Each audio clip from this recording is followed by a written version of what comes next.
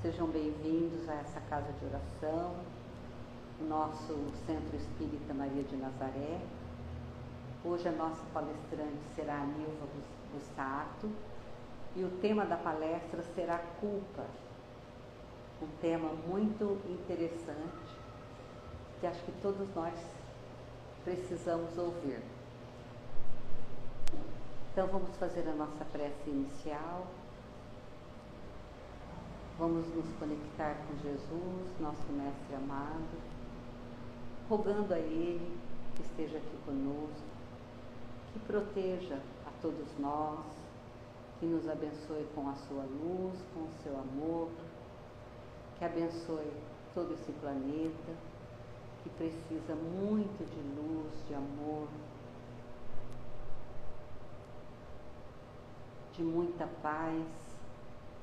E que Jesus e os nossos mentores espirituais possam intuir a nossa palestrante, dando-lhe total apoio. E vamos pedir que Ele esteja sempre conosco, nos ajudando na nossa evolução e no nosso aprendizado. Que assim seja.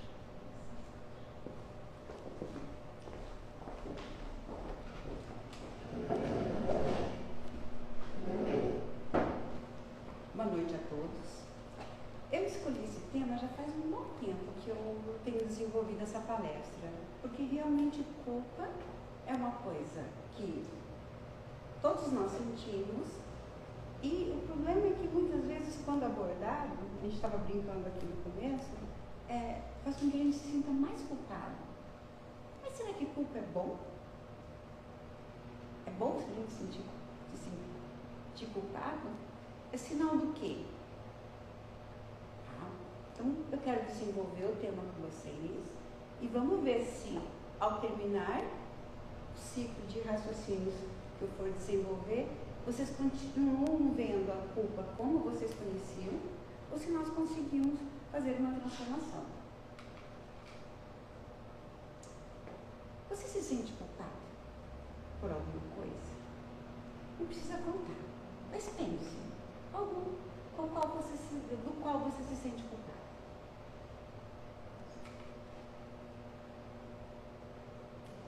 Como você se relaciona com os seus erros? Você consegue perdoar os seus erros?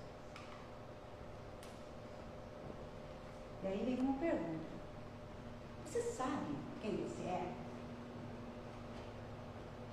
Uma vez eu fui dar uma palestra ao meu filho mais novo, que tinha uns 6, 7 anos, aí ele saiu da palestra e falou assim: mãe, tinha que ter um termômetro para a gente saber a evolução espiritual da gente. Eu achei um conceito interessante. Vocês sabem qual que é a evolução espiritual de vocês? Todas as potencialidades que você já apresenta? Todas as características negativas?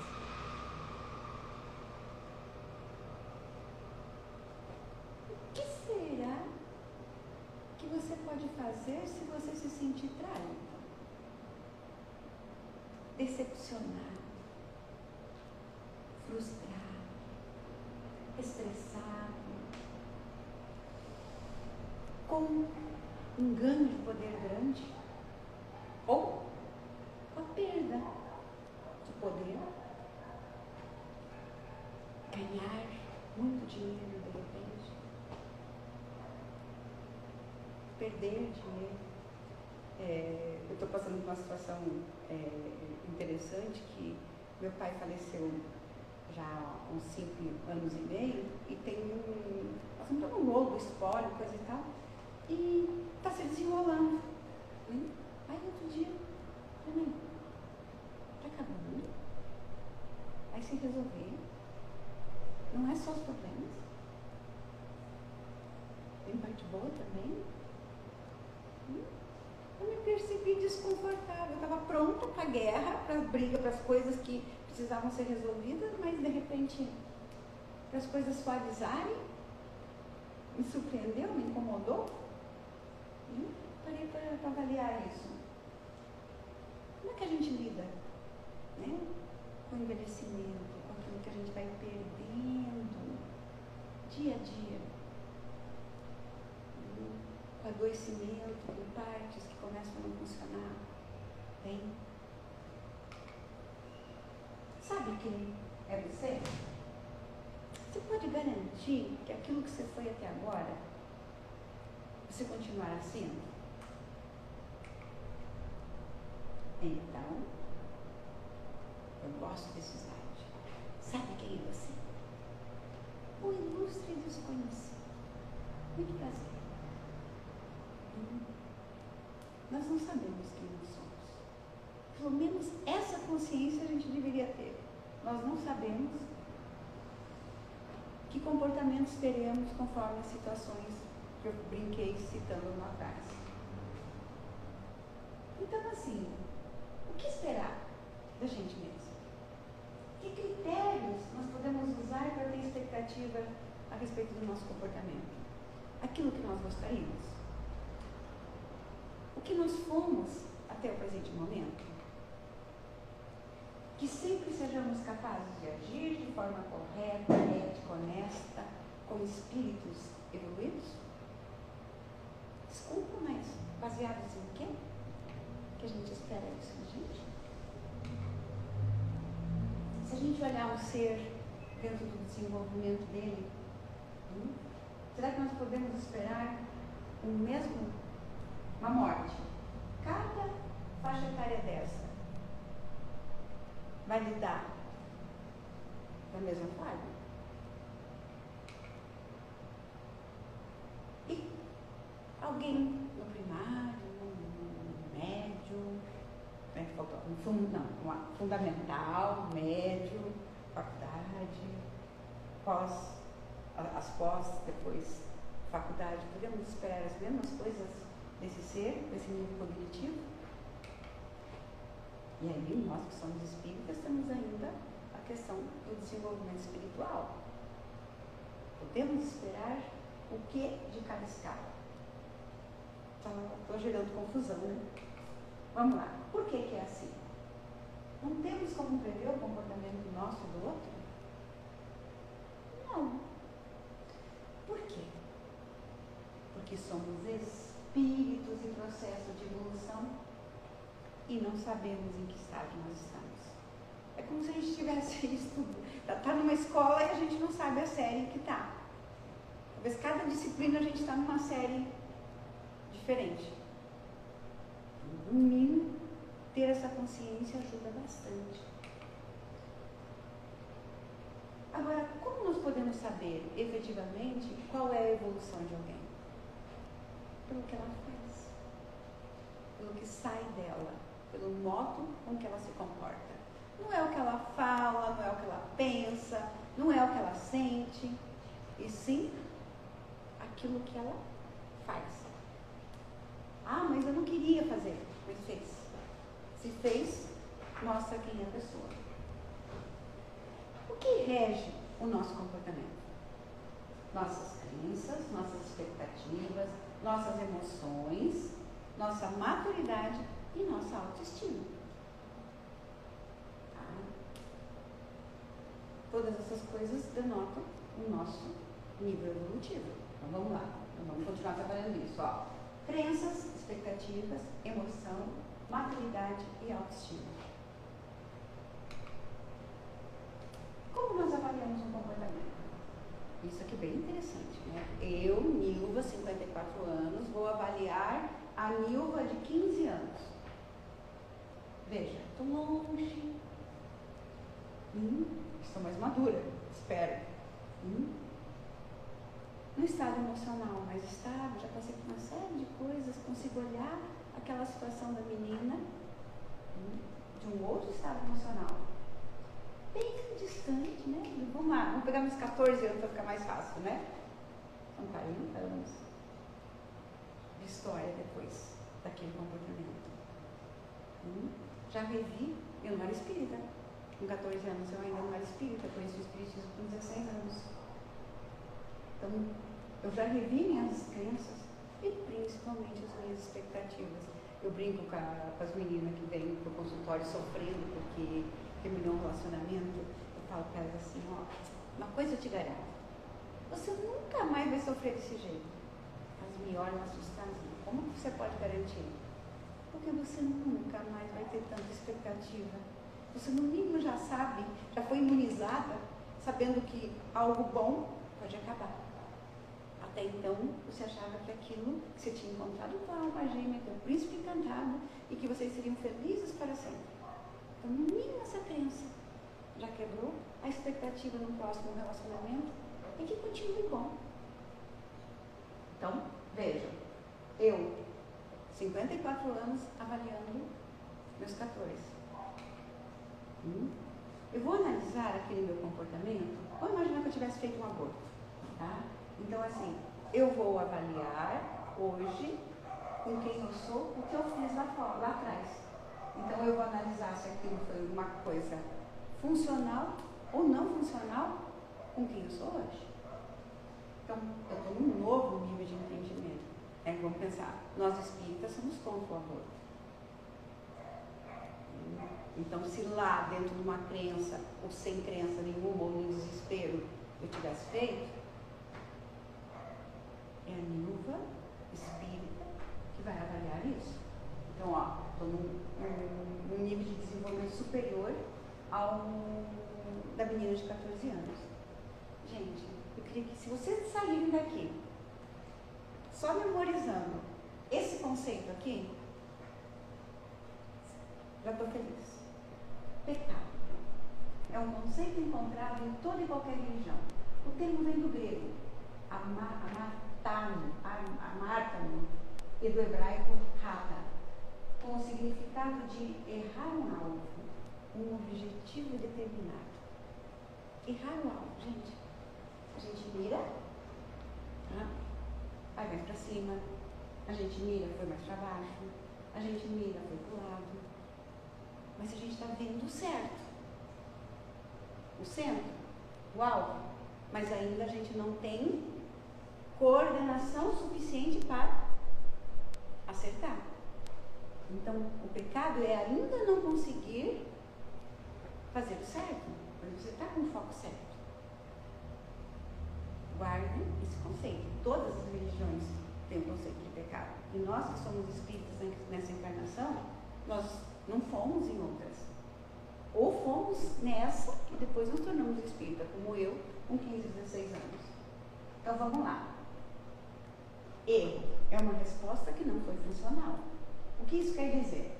Que naquele momento, com as crenças que você tinha, com as expectativas, com as emoções do momento, com a maturidade disponível, naquele nível de autoestima que você tinha, o que saiu foi isso. O lugar do alvo que você acertou foi muito específico, com tudo isso. Até com alvo físico mesmo, se você está mais nervoso, menos nervoso, seguro, inseguro, vai fazer diferença na tua coordenação motora. Então, eu acho que ajuda a ilustrar bastante. E aí, errou. A resposta não foi funcional, você não acertou lá o centro do alvo.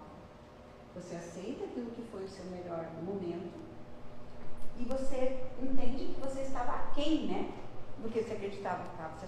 Você achava já apto a acertar. E aí você descobre que você ainda não tem a competência para acertar. Então, a menos do que acreditar. Vamos entender um pouquinho melhor isso, à luz da doutrina espírita? Dos espíritos, uns terão sido criados bons e outros maus? Deus criou todos os espíritos simples e ignorantes, isto é, sem saber.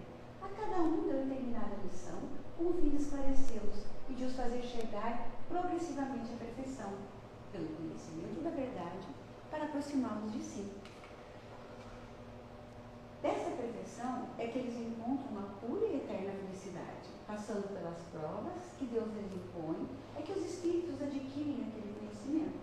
Uns aceitam submissos essas provas e chegam mais depressa à meta que lhe foi assinada. só suportam murmurando e pela falta em que desse modo incorre, permanecem afastados da perfeição e da prometida felicidade. Os espíritos são criados simples e ignorantes, mas dotados de aptidões para tudo conhecer e para progredirem em virtude de seu livre-arbítrio. Vejam, nós somos perfectíveis, nós não somos perfeitos. Então, nós temos as aptidões para nos tornarmos perfeitos. Então, vamos lá. O que é importante a gente entender sobre uma encarnação? Nós estamos aqui para tentar acertar o alvo, mas dentro do nosso limite, da nossa competência. Equilíbrio. Estado todo, pelas minhas crenças, minhas expectativas, o sofrimento que eu vou ter no relacionamento hoje é infinitamente menor do que lá atrás. Então, escutem isso que eu vou falar e percebam como ressoa dentro de você. Você pode errar. Deus permite. Você pode errar. Isso fica confortável dentro de vocês? Ou parece estranho? Eu gosto muito de ilustrar isso aqui com o meu menino mais velho. Ele estava aprendendo a escrever. E aí, Lucas, né, me chama.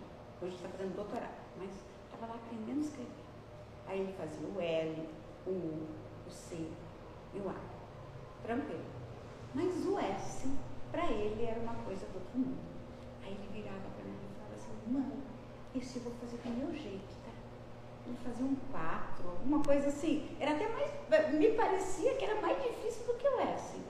E a instrução da escola era que não era para a gente corrigir. Então, assim, ele já conseguia perceber que não era igual da professora, mas ele não tinha coordenação para conseguir fazer esse movimento fino. Quando ele desenvolveu uma habilidade motora, psicomotora que a gente fala, ele conseguiu. Então, quando ele dizia para mim: mãe, esse eu vou fazer do meu jeito. Era o jeito certo que ele conseguia naquele momento. Era o alvo? Não, era perto. Mas ele ainda não estava acertando. Ele estava em pecado. O S dele ainda não acertava o alvo. O que isso significa na nossa vida? Que estamos aqui para nos modificar, chegar de uma forma e partir de outra. Estamos aqui para conseguir acertar coisas que a gente ainda não acerta. Então vamos lá. Eu estou destacando. É uma resposta que não foi funcional, que errou o alvo. Aí você entende como? Que só vai se libertar do incômodo, culpa, nós começamos a trabalhar o tema, fazendo diferente do que aprendeu da situação. Fui mais para cima, então um pouquinho mais para baixo. Para baixo demais, um pouquinho para o lado. Então vamos lá. Entende que só vai se libertar daquele incômodo, culpa, fazendo diferente do que aprendeu da situação.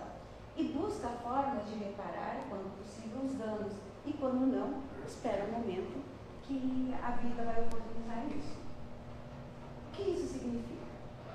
A vida, toda a programação reencarnatória, ela funciona no sentido de oportunizar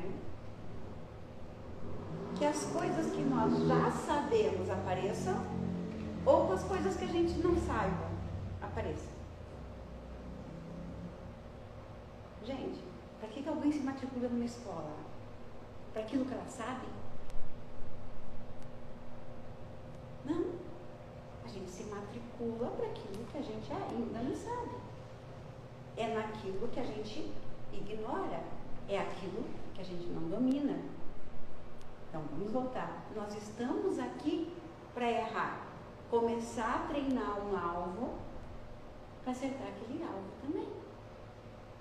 Por isso que nós podemos errar. O objetivo das situações é que nós treinemos os novos recursos. Lembra lá quando eu perguntei para vocês como vocês se relacionavam com o erro de vocês? Se vocês ficam mal, se vocês se condenam, se vocês se julgam, gente, estamos perdendo tempo. É só olhar onde foi que você errou. Nossa, eu fiquei, o cara me fechou, fiquei com vontade de matar o cara. Nossa, ainda aparece isso dentro de mim. Nilva, as pessoas vão te fechar. Aprenda, pronto, não precisa querer que ninguém morra por causa disso. Estou pensando no futuro, ao invés de ficar olhando o passado, gente. A vida é para frente. No máximo, posso olhar para o retrovisor, aonde foi que eu passei. Então, veja, a vida vai oportunizar. Então, você vai estar mais exposto a situações com uma certa complexidade que você ainda não domina. Como se dá esse tipo de treinamento dos recursos que você ainda não tem? Ensaio e erro. É um erro quando a gente vai estudar um pouco de desenvolvimento, de questões pedagógicas. Como a criança aprende? Um ensaio e erro. A criança vai tentar andar, não consegue, ela cai. O que ela faz? Levanta e vai. Até que, cada vez que ela cai e levanta, ela fortalece a musculatura. Até que é o suficiente para ele também desenvolver o equilíbrio. E ele errou? Ou ele ainda não conseguia? E cada vez que ele não conseguia, ajudou ele a conseguir. Então vamos lá. Como apagar os traços de uma falta e suas consequências? Então agora nós começamos a falar do espírito, dos comportamentos e suas consequências. Arrependimento, expiação e reparação. Constitui, portanto, as 3 condições necessárias para apagar os traços de uma falta e suas consequências. Arrependimento, expiação e reparação. Então vamos lá. O que é o arrependimento? É o alerta consciencial, o alarme que soa e nos aponta que aquela ação não foi funcional, que estamos ferindo as leis divinas. Aquele desconforto, foi mal. Não gostei. Eu fiz isso, mas eu não gostei de sentir o que eu senti, eu não gostei de ver o resultado que aconteceu, esse desconforto. Opa, não quero mais fazer isso. Esse lugar aqui do meu alvo não está legal. Eu quero fazer diferente da próxima vez. Eu vou olhar o que é o certo. Nós, na doutrina, estudamos quais são os comportamentos certos. Então, é o arrependimento. Isso não foi legal, deu ruim, como diz a molecada. Conflito de consciência passa a existir. E a paz de consciência acontecerá quando agir segundo as leis divinas e reparar.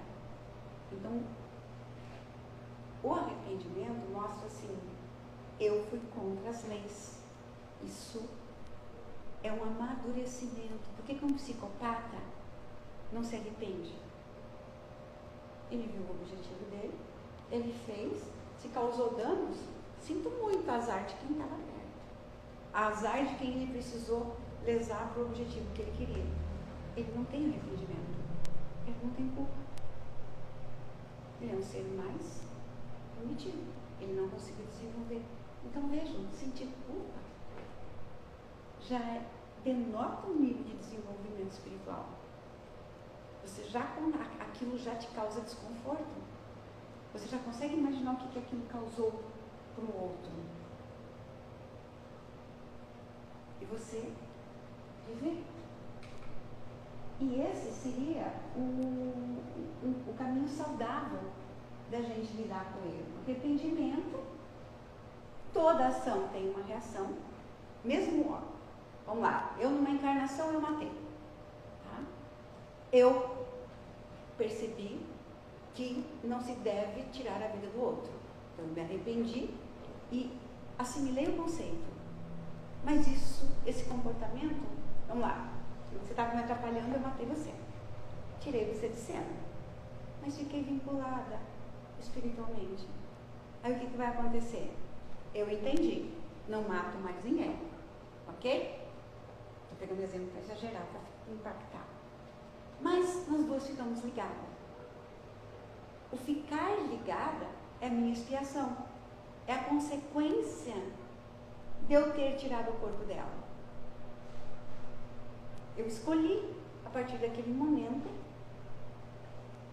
vou estar ligada de um jeito ou outro. Nós chamamos muitas vezes de obsessor.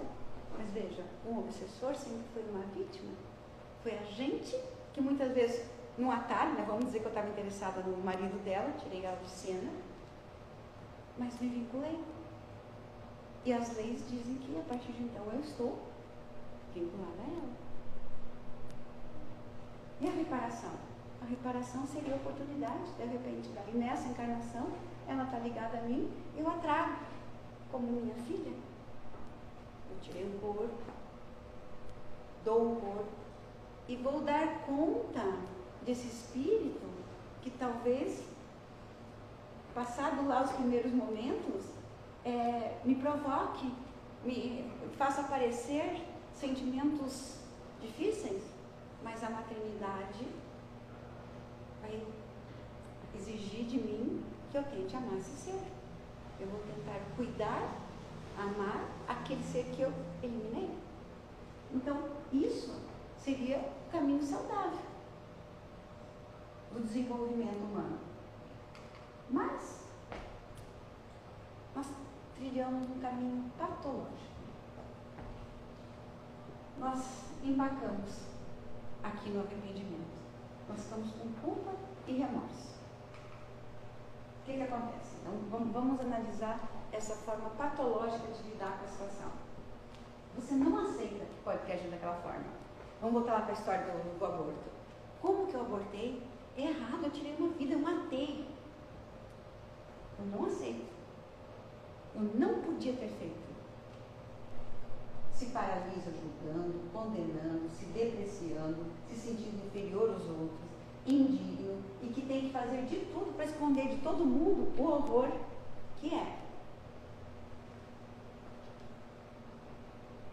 Isso ajuda a pessoa a acertar?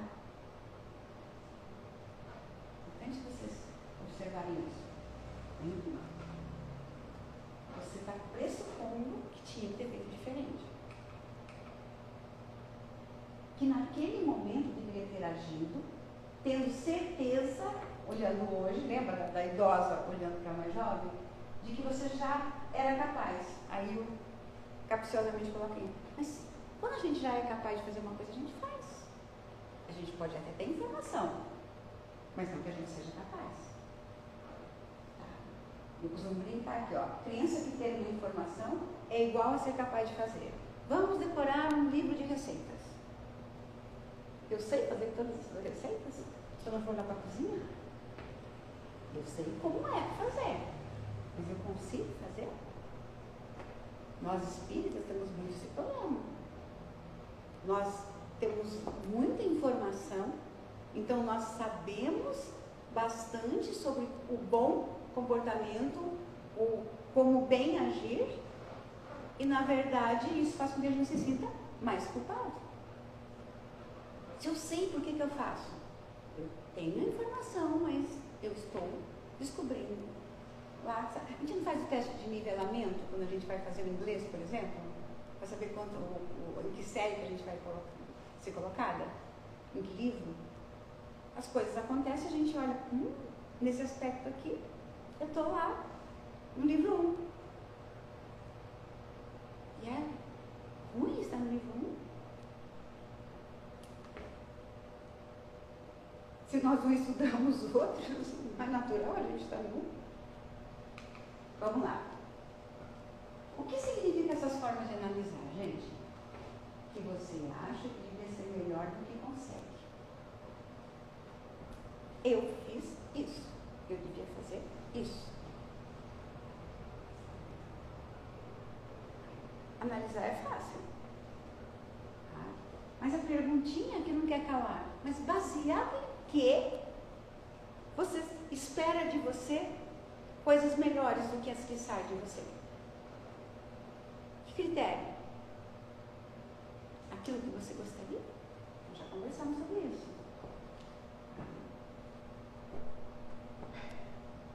Então, primeiro, a gente muitas vezes confunde que assim, eu quero acertar, eu estou mirando algo.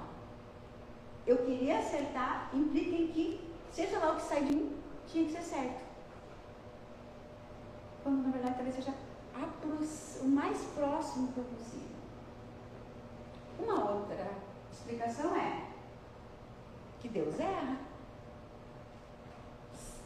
Se você errou, você é filho de Deus, foi Ele que te fez, então Ele errou ao fazer você. Porque você já devia ser capaz de fazer certo e você não faz. Que Deus é sádico, te faz simples e ignorante, mas não aceita que você erra?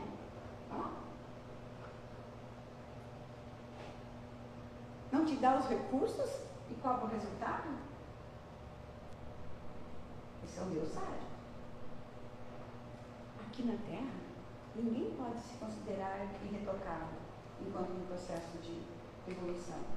Então vamos lá. Isso aqui, se eu não me engano, é do Joana de Anjos. Eu fiz a palestra há muito tempo, eu não sei onde que estão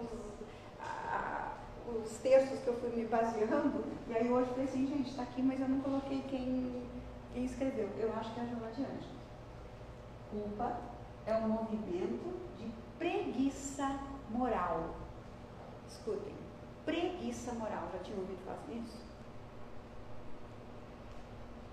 Crescimento seria ter a coragem moral de reparar fazendo o bem possível. Passa a contrariar a lei, não mais ferir o outro, mas a si mesmo. Como que eu errei? Por que eu errei? Eu não podia ter errado. Eu mereço punição. Quando que a vida vai me punir? Porque eu não podia ter feito isso. Eu não estou ferindo mais o outro, mas eu estou me ferindo. Eu estou me cobrando. Lembram os que se chibatavam? Para se eximir dos erros, se punir por ter errado. Parece absurdo hoje, mas vocês têm noção que quando a gente pensa em reencarnações, a gente pode ter estado nessas vinculações religiosas onde se fazia isso? Hoje a gente só critica, hoje a gente só julga, mas talvez antes a gente usava o silício, falava, né? A raiz da culpa é o nosso imenso orgulho e as expectativas absurdas de nós mesmos e dos outros, de como deveríamos nos comportar diante dos fatos e acontecimentos, expectativas com relação a nós e expectativas com relação ao outro, porque daí a gente culpa o outro também, que já devia, que podia, que tinha, né? Olha lá, ó. Abrir mão do orgulho não leva a gente a precipício. Veja ali, ó, a forma patológica de lidar com o erro. Né? A gente se auto-julga, se auto-condena, se auto-pune e tem auto-piedade. Tudo isso aqui, gente, é perda de tempo. Tudo isso aqui é desvio de energia. E vejam que interessante.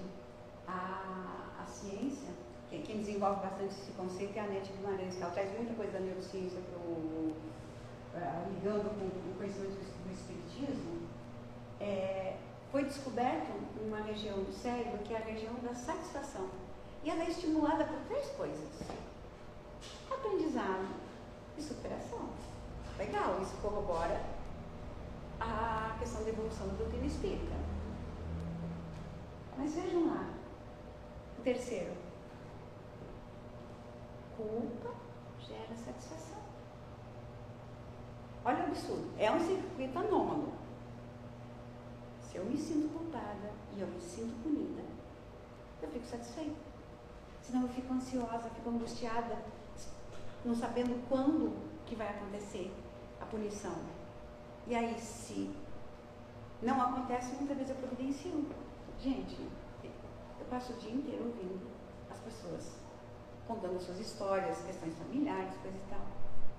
Se vocês soubessem quantas vezes eu paro e penso assim, essa pessoa não precisa de inimigo.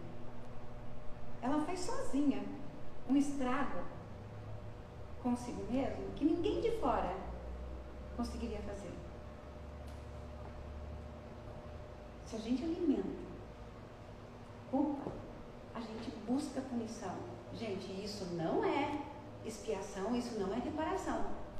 Isso é só perda de tempo, preguiça moral. Continuando, expiação, sofrer as consequências.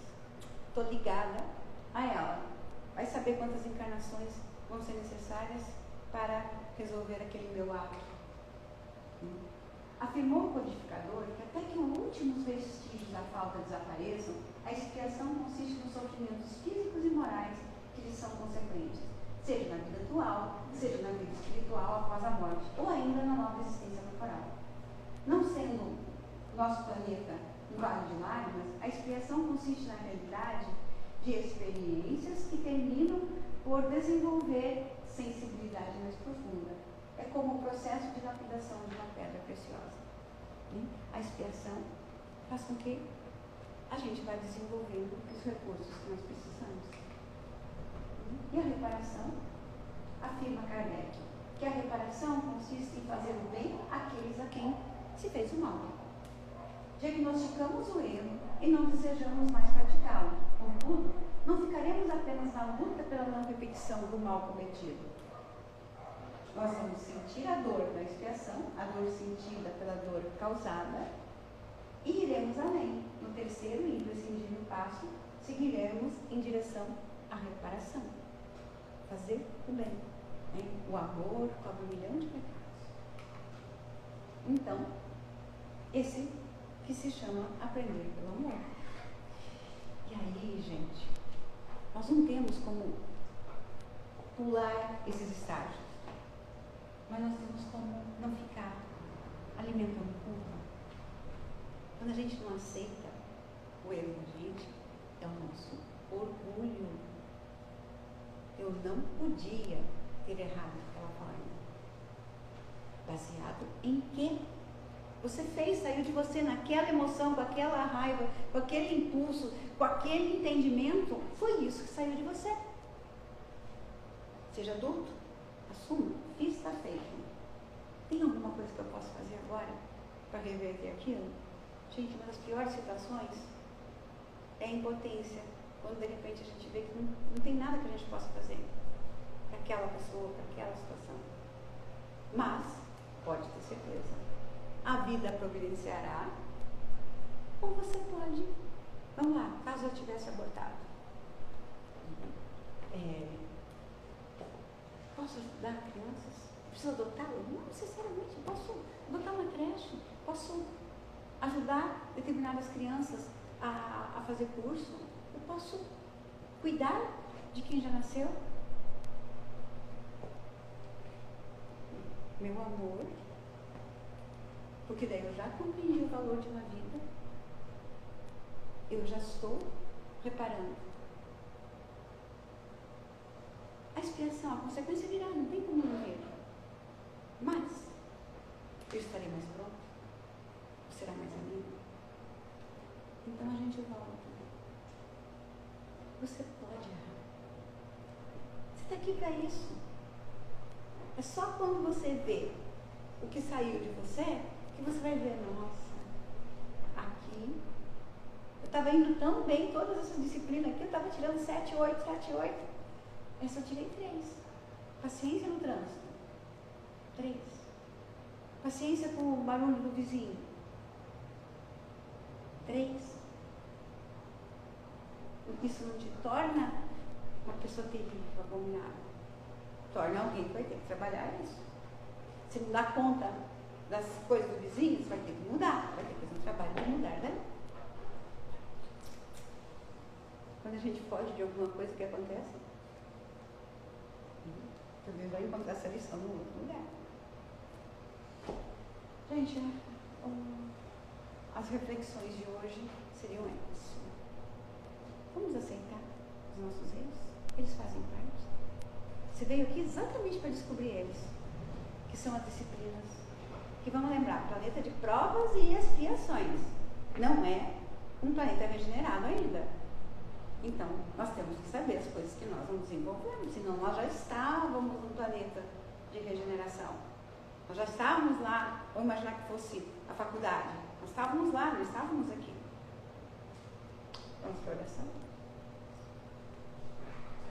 Pai de infinito amor e bondade, agradecemos a oportunidade de estarmos aqui encarnados, nesse momento específico de tensões, de riscos, perigos de saúde, de guerra, de instabilidade.